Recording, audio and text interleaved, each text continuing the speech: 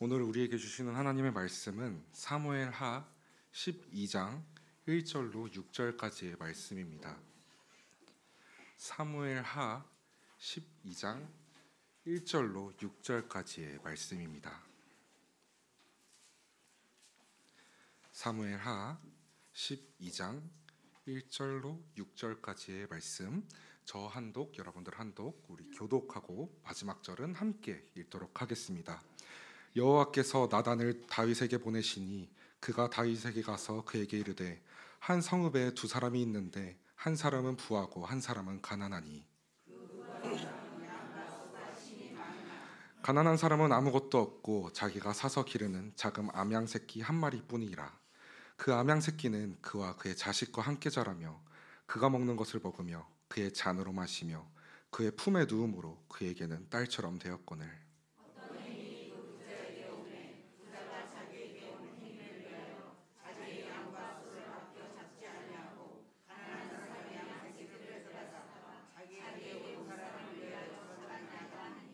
다윗이 그 사람으로 말미암아 노하여 나단에게 이르되 여호와의 살아계심을 두고 맹세하노니 이 일을 행한 그 사람을 마땅히 죽을 자라. 함께 읽겠습니다. 그가 불쌍히 여기지 아니하고 이런 일을 행하였으니 그 양 새끼를 네 배나 갚아주어야 하리라 한지라. 아멘. 할렐루야. 네, 지금 제 얼굴이 제가 느끼기에도 매우 빨간데 아파서 그런 게 아니라 여러분 앞에서 찬양 인도를 너무 열심히 해서 그런 걸로 알고 계시고 이쁘게 봐주셨으면 좋겠습니다. 사실 눈치채신 분들도 계시겠지만 오늘 말씀은 오전에 저희 김성현 목사님께서 하신 말씀과 좀 겹칩니다. 저번 주에도 그 내용이 겹치는데요. 제가 김성현 목사님께서 저에게 오후 예배 설교를 맡기셨을 때 이제 천천히 조금씩 준비한 내용이 사무엘 하의 내용이었습니다. 저번 주에 이제 김성현 목사님 설교를 듣고 약간 이제 하나님께 좀 원망도 하고 그랬는데 다시 한번 이렇게 급하게 다른 설교도 막 써보고 모세 이야기 설교도 써보고 씨 뿌린 자의 이야기도 써보고 그랬는데 하나님께서 아마 복습의 차원으로 저를 이곳에 세우지 않으셨을까 하는 마음으로 설교를 진행하게 되었습니다. 오늘 벌 주시는 하나님이라는 제목으로 사무엘하 12장의 내용을 나눌 때 큰 은혜 받는 저와 여러분들이 되기를 소망합니다. 저는 지금 청소년부 사역과 청년부 사역을 하고 있습니다. 그중 청소년부 설교를 할 때 그 아이들이 제 연애 이야기를 하면 그렇게 좋아하더라고요. 그래서 오늘은 이곳이 청소년부는 아니지만 여기 계신 여러분들이 청소년과 같은 마음으로 제 연애 이야기를 한번 들어봐 주시면 감사할 것 같습니다. 저는 지금 교제하고 있는 사람이 있습니다. 여기 계신 분들에 비하면 너무나도 짧은 시간이지만 그래도 2년 반이라는 기간 동안 잘 교제를 하고 있습니다. 제가 이 사람을 처음 볼 때 참으로 첫사랑의 느낌이었어요. 제가 26년을 살아서 물론 첫사랑은 아니지만 그래도 여자친구한테는 이제 첫사랑이라고 이야기하고 그리고 또 지금까지 만났던 사람과 다르게 너무나도 좋았기에 또 첫눈에 반했기에 첫사랑이라는 느낌을 받았습니다. 흔히 드라마에서 나오는 꽃가루가 쫙 휘날리고 또 구름의 한 줄기 빛이 그녀를 향하고 있는 마치 그런 효과가 있는 것 같았거든요. 저는 그렇게 그 사람에게 구애를 했고 지금까지 교제를 하게 되었습니다. 저에게는 너무나도 과분한 사람이지만 지금 이렇게 잘 만나고 있고 제게 결혼이라는 생각까지 들게 해준 사람입니다. 저는 이것을 운명적 만남이라고 하고 싶습니다. 운명적 만남은 누구에게나 있죠. 여기 계신 분들도 운명적인 만남을 통해 지금의 부부가 되고 살아가고 계심을 저는 믿어 의심치 않습니다. 다행히 아멘 얘기가 나오네요. 좋습니다. 그런데 오늘의 말씀에서도 주인공인 다윗이 이러한 운명적인 만남을 이뤘다고 생각을 합니다. 그 운명적인 만남이 진짜 운명적인 만남일지는 우리 함께 말씀을 통해 알아보도록 하겠습니다.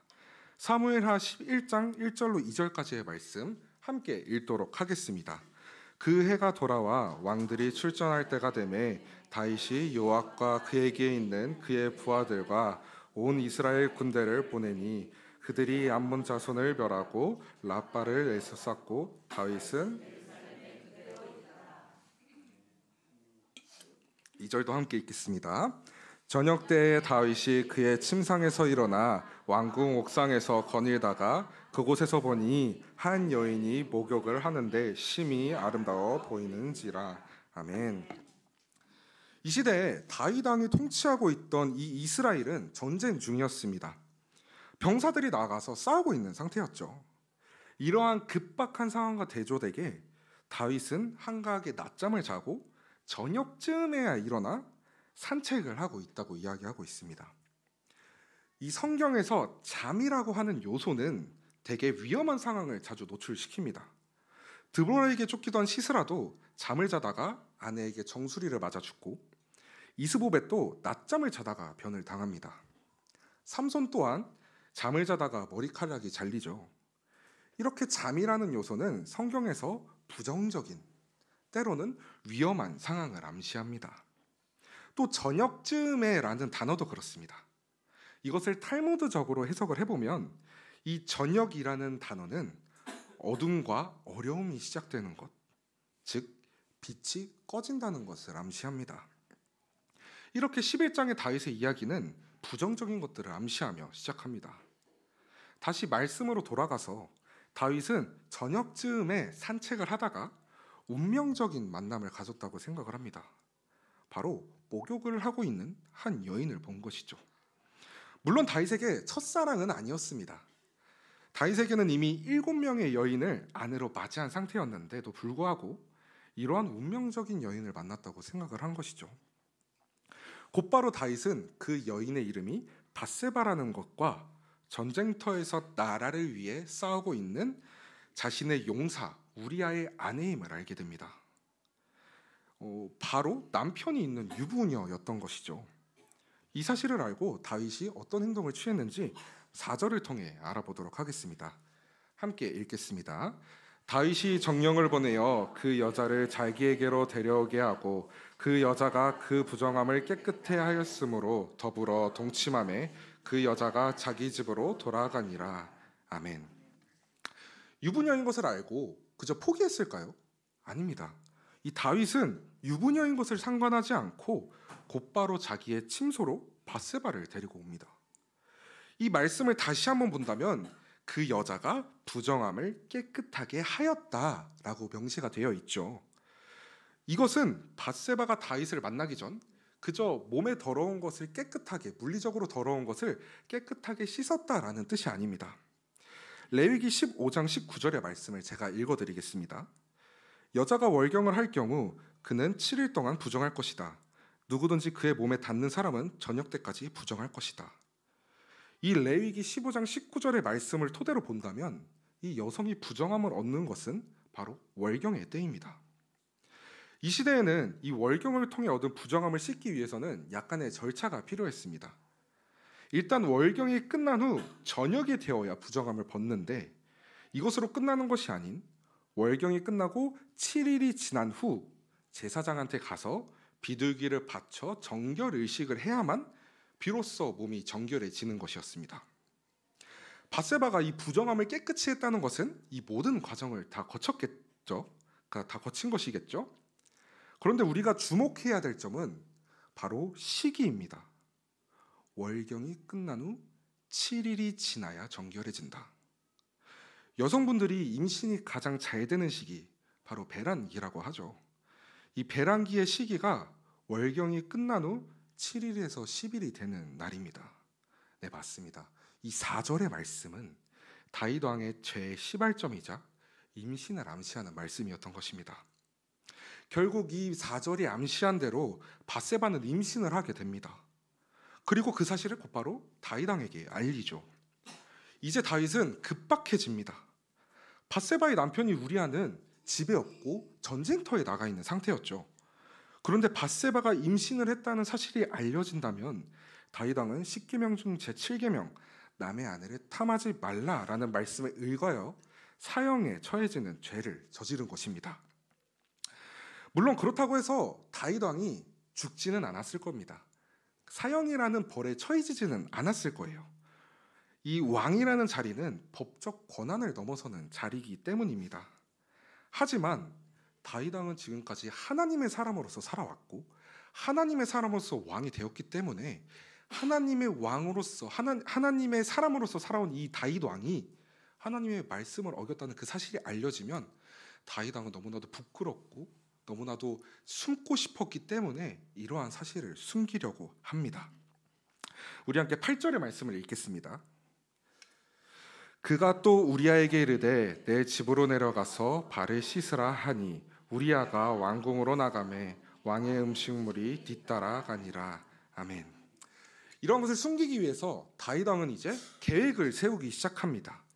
그 첫 번째 계획이 바로 우리아를 집으로 보내는 것이죠. 이 8절에 나오는 발을 씻으라라는 것은 바로 휴식을 취하라는 겁니다. 즉 다윗 왕이 우리아에게 휴가를 준 것이죠. 그것도 전쟁 중에. 우리아는 휴가를 받고 집으로 돌아가 밧세바와 동침을 하게 된다면 시기상 비슷하기 때문에 다윗의 아이라고 의심하지 않을 거예요. 이렇게 된다면 다윗은 모순 혐의에서 벗어나게 될 것입니다. 우리아는 이 다윗의 명을 듣고 왕궁으로 향합니다. 하지만 집으로 가지 않았어요. 바로 왕궁 문으로 갔다고 나와 있습니다. 이 왕궁 문이라고 하는 장소는 왕궁을 지키는 병사들이 있는 곳으로 전쟁에 대한 소식이 가장 빨리 접해지는 곳입니다. 이 당시 군인들에게 율법처럼 돼 있던 게 있던 것이 전쟁 중에는 금욕을 해야 되고 또 전쟁 중이라는 이 급박한 상황 속에서 누구처럼 편하게 잠을 잘 수 없었던 우리아가 왕의 명령도 지키고 자신의 신령과 율법까지 지키는 지혜로운 대처를 한 것이죠. 이렇게 다윗 왕의 첫 번째 계획은 실패하게 됩니다. 그리고 다윗 왕은 곧바로 두 번째 계획을 실행시키죠. 바로 왕궁문에 있는 우리아에게 맛있는 음식과 많은 양의 술을 먹여서 그를 취하게 하는 겁니다. 하지만 이 취기조차도 나라에 헌신하는 이 우리아를 막지는 못했습니다. 그래서 이 계획 또한 실패하게 되죠. 결국 이 두 번의 시도를 모두 실패한 다윗 왕은 최악의 실수를 하게 됩니다. 바로 우리아를 죽이는 것입니다. 다윗 왕은 전장에 있는 요압에게 편지를 해서 우리아를 전쟁을 통해 죽이라고 명령합니다. 결국 요압은 왕의 말에 순종하였고 누구보다 나라를 위해 열심히 싸웠던 우리아는 전쟁을 통해 나라에 의해 죽게 됩니다. 이제 다윗 왕은 아무것도 두려울 게 없습니다. 밧세바를 8번째 아내로 받아들이기만 한다면 또 그래서 아이를 낳게 된다면 전혀 문제될 것이 없기 때문입니다. 그 누구도 다윗 왕을 책망하지 못할 것이에요. 하지만 우리의 하나님은 그런 다윗을 악하게 봅니다. 큰 죄를 2번이나 지은 이 다윗에게 여호와 하나님께서는 한 사람을 보냅니다. 바로 나단이라는 인물이죠. 이 나단은 다윗과 솔로몬 시대를 활동했던 예언가입니다. 또 다윗이 성전을 건축하겠다고 다짐을 했을 때 그의 의견을 지지하면서도 다윗의 때가 아닌 다음에 대해 건축이 완공된다고 예언했던 예언가이기도 합니다. 이만큼 이 나라의 중요한 예언가의 역할을 했던 인물인 것이죠. 이러한 나단은 다윗이 한 모든 일을 여호와께 듣고 다윗 앞에 나아가 이야기를 들려줍니다. 함께 읽겠습니다. 12장 1절로 4절까지의 말씀 함께 읽겠습니다. 여호와께서 나단을 다윗에게 보내시니 그가 다윗에게 가서 그에게 이르되 한 성읍에 2사람이 있는데 한 사람은 부자고 한 사람은 가난하니 그 부한 사람은 양과 소가 심히 많으나 가난한 사람은 아무것도 없고 자기가 사서 기르는 작은 암양 새끼 한 마리뿐이라. 그 암양 새끼는 그와 그의 자식과 함께 자라며 그가 먹을 것을 먹으며 그의 잔으로 마시며 그의 품에 누움으로 그에게는 딸처럼 되었거늘 어느 행인이 그 부자에게 오매 부자가 자기에게 온 행인을 위하여 자기의 양과 소를 아껴 잡지 아니하고 가난한 사람의 양 새끼를 빼앗아다가 자기에게 온 사람을 위하여 잡았나이다 하니. 아멘. 모두 다 아시겠지만 이야기 속에 나오는 부자는 다윗, 가난한 사람은 우리야, 새끼 암양은 밧세바를 뜻합니다. 바로 다윗의 죄를 돌려서 이야기한 것이죠. 이러한 이야기를 들은 다윗은 5절과 같이 심하게 노합니다. 여호와의 살아계심을 두고 맹세하며 그 부자를 죽여야 된다고 이야기합니다. 누가 봐도 부자 자신의 욕심 때문에 큰 죄를 범했음을 그 누가 봐도 알 수 있었기 때문이에요. 저는 이 5절의 말씀을 듣고 경악을 금치 못했었습니다. 우리가 아는 다윗의 모습은 어떤가요? 여호와 한 분만을 믿고 물맷돌을 들고 나가서 그 험악한 골리앗을 쓰러뜨린 이 시대의 영웅. 사울에게 죽을 위기로 도망다니면서도 하나님과 끊임없이 대화를 이어가며 하나님을 놓지 않았던 참된 신앙인. 왕이 된 이후로도 하나님을 위해 성전을 건축하는 복된 왕. 우리가 지금까지 아는 다윗의 모습은 하나님의 친애를 받는 자, 참된 신앙인, 우리 그 시대의 히어로 같은 느낌이었습니다. 하지만 지금은 나단 선지자가 이야기하는 이야기가 자기의 이야기임도 알지 못하는 그러한 사람이 되어버렸을 뿐입니다. 여러분, 이 죄라는 것이 이렇게 무섭습니다.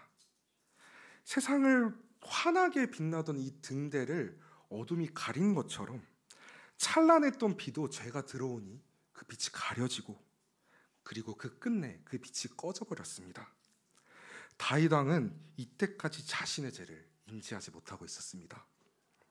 마침내 나단은 이 모든 이야기가 다윗 왕 당신의 이야기라는 것을 이야기합니다. 그리고 하나님께서 내리는 형벌에 대한 예언을 퍼붓습니다. 11절의 말씀 읽어드리겠습니다. 여호와께서 또 이와 같이 이르시되 보라 내가 너와 내 집에 재앙을 일으키고 내가 내 눈앞에서 내 아내를 뺏아 내 이웃에게 주리니 그 사람이 내 아내들과 더불어 백주에 동침하리라. 너무나도 끔찍한 이야기죠. 이때 왕이었던 다윗 왕을 이 다윗 왕의 집안에 재앙을 내린다는 것은 이 이스라엘에 재앙을 내린다는 것과 마찬가지였습니다.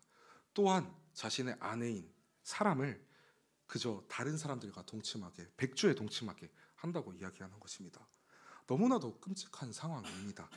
일어나고 싶지 않은 일이죠. 이 모든 이야기를 들은 다윗은 자신의 죄를 그때서야 깨닫고 하나님 앞에 회개를 합니다.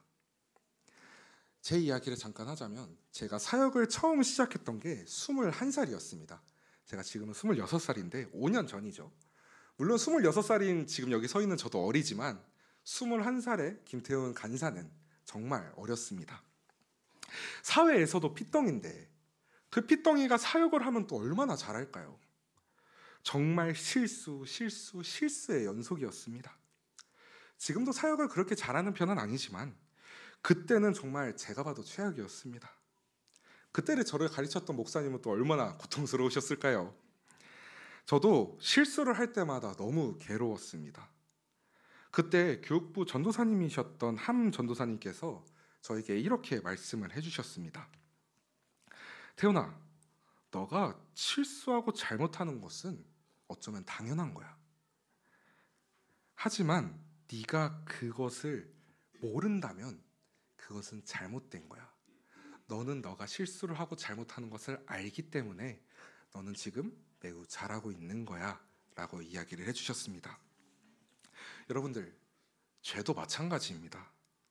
어쩌면 우리는 너무나도 나약한 인간이기 때문에 어쩌면이 아니라 당연하게 우리는 나약하기 때문에 죄를 지을 수밖에 없습니다. 하지만 우리가 우리의 죄를 알아야 고쳐갈 수 있는 것입니다. 하나님께 회개할 수 있는 것입니다. 우리의 죄를 깨달으면서 하나님께 회개하며 나아가는 저희가 되었으면 좋겠습니다. 이제 이야기는 마지막을 향해 가고 있습니다. 회개한 다윗에게 나단은 이렇게 이야기합니다. 함께 읽겠습니다. 13절의 말씀입니다. 없을까요? 그럼 제가 읽어드리도록 하겠습니다. 다윗이 나단에게 이르되 내가 여호와께 죄를 범하였노라 하매 나단이 다윗에게 말하되 여호와께서 당신의 죄를 사하셨나니 당신은 죽지 아니하려니와. 아멘. 자신의 죄를 인지하고 고백한 다윗은 하나님께서 용서해 주십니다. 이제 다윗은 죽지 않을 것입니다. 하지만 그의 죄에 대한 징계는 불가피합니다. 죄 용서받음으로 죄책은 없어졌지만 그에 대한 결과는 피할 수 없는 것이죠. 다윗의 죄의 결과는 바로 자신의 자식이 죽는 겁니다. 아이가 앓기 시작하자 다윗 왕은 여호와께 간구합니다. 며칠 동안 음식도 먹지 않고요, 잠을 자지도 않고요, 심지어 바닥에서 일어나지도 않았습니다. 그렇게 7일을 보냈습니다. 하지만 그것이 아이의 죽음을 막지는 못했습니다. 이랬을 때 다윗의 행동은 어땠을까요? 눈물로 밤을 지새우며 폐인처럼 지냈을까요? 여호와께 분노하며 분노를 터뜨렸을까요? 다윗은 그저 자신의 몸을 깨끗이 하고 여호와께 경배를 드리며 다시금 음식을 먹기 시작합니다. 다윗은 자신이 했던 모든 일들에 대한 벌을 온전히 받아들인 것입니다. 사실 제가 아직 부모된 입장을 되지 못해서 자식을 잃는다는 상상을 하지는 못합니다. 하지만 소중한 누군가를 잃는다고 했을 때 그것을 온전히 받아들일 수 있는 사람이 얼마나 될까요? 다윗 왕은 다시금 믿음을 회복하고 참된 신앙인으로서 그의 죄의 죄책을, 그의 죄의 형벌을 모두 다 받아들인 것이었습니다. 여러분, 이것이 바로 회개의 마지막 단계입니다. 우리가 가끔 착각하는 것이 우리의 죄를 고백했고 하나님께서 용서를 해주셨으니 이제 모두 끝이라는 생각을 할 때가 있습니다. 하지만 그렇지 않습니다. 우리가 진정으로 우리의 죄를 고백하고 반성한다면 그 죄의 결과까지 받아들여야 하는 것입니다. 그리고 이 모든 과정이 이루어졌을 때 하나님께서는 죄의 대가보다 더 큰 은혜를 우리에게 부어주실 것입니다.